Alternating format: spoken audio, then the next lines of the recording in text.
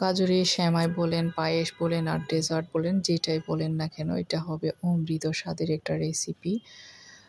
আশা করি আপনাদের ভালো লাগবে। ভালো লাগলে একটা লাইক কমেন্ট করে আমার পাশে থাকবেন।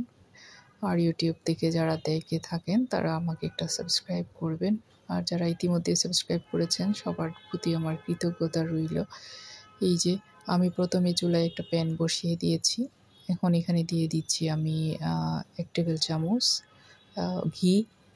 ঘিটা দেওয়ার পর এখন দিয়ে দিব আমি এখানে কাঠবাদাম, কাজু বাদাম আর চীনা বাদাম আর কিশমিশ। আমি সবগুলা প্রায় 1/2 টেবিল চামচ করে দিয়েছি। এগুলা মিনিট খানিক একটু হালকা আছে ভেজে নিব। খুব বেশি ভাজতে হবে না, খুব বেশি ভাজতে গেলে কিন্তু পুড়ে যাবে। এখন দিয়ে দিচ্ছি 1/2 কাপ নারিকেল কোড়া। এটাও দেবেন, ফ্রেশ নারিকেল কোড়া দিলে কিন্তু এই সেমাইয়ের স্বাদ অনেক বেশি বেড়ে যায়। এখন আমি দিয়ে দিব এখানে আমি যে গাজর কুড়া করে রেখেছিলাম, আমি চিকন করে কুচি করে রেখেছি গাজরটা গ্রেটার দিয়ে, যেটা চিকন গ্রেটার সেটা দিয়ে করবেন, দেখতে পাচ্ছেন।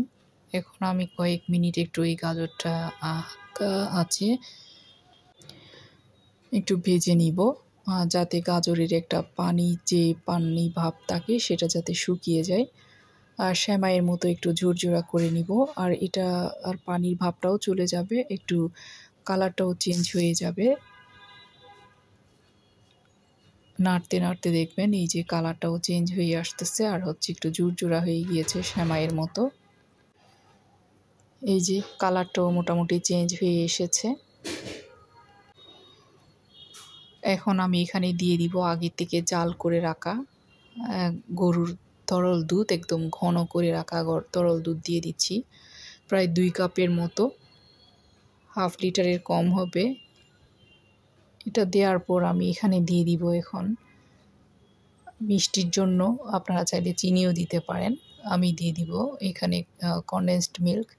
তার আগে দিয়েছি সাগুটা আমি কিছুক্ষণ আগে ভিজিয়ে রেখেছিলাম, 1/4 কাপের মতো সাগু দিয়েছি।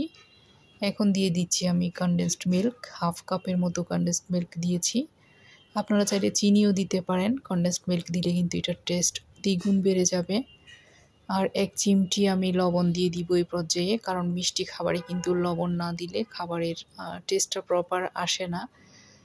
তাই আমি মিষ্টি খাবারে সবসময় একটু লবণ দিই। খুব ভালো করে একটু নেড়ে চেড়ে নিব কয়েক মিনিট। এর মধ্যেই দেখতে পাবেন যে সাগুটাও সিদ্ধ হয়ে যাবে আর সেমাইটাও রান্না হয়ে যাবে। আমি চুলাটা একটু বাড়িয়ে দিয়েছি। এখন একটু কয়েক মিনিট একটু নেড়ে চেড়ে জাস্ট সেদ্ধ হয়ে আসলে এটা নামিয়ে নেওয়া যাবে, কারণ এটা খুব বেশি ঘন করতে গেলে ঠান্ডা হওয়ার পর কিন্তু আরও বেশি ঘন হয়ে যাবে। এই যে এই পর্যায়ে আমি নামিয়ে নিব। এটা ঠান্ডা করে তারপর আপনারা পরিবেশন করবেন। এটা কিন্তু ফ্রিজে রেখে খেলে আরও বেশি মজার হয়। আমার রান্না দেখতে পাচ্ছেন মোটামুটি হয়ে গিয়েছে। এখন আমি জাস্ট এটা নেড়ে চেড়ে কিছুক্ষণ একটু ঠান্ডা করে তারপর পরিবেশন করে নিব।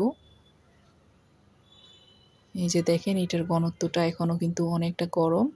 এটা ঠান্ডা হওয়ার পর আরও বেশি ঘন হয়ে যাবে। খেতে যে কী পরিমাণে মজার হয়, আপনারা একবার হলে এই রেসিপিটা ট্রাই করে দেখবেন। আমি উপরে কিছু পেস্তা বাদাম আমি কিছু কাঠবাদাম দিয়ে এভাবে করে সাজিয়ে নিচ্ছি।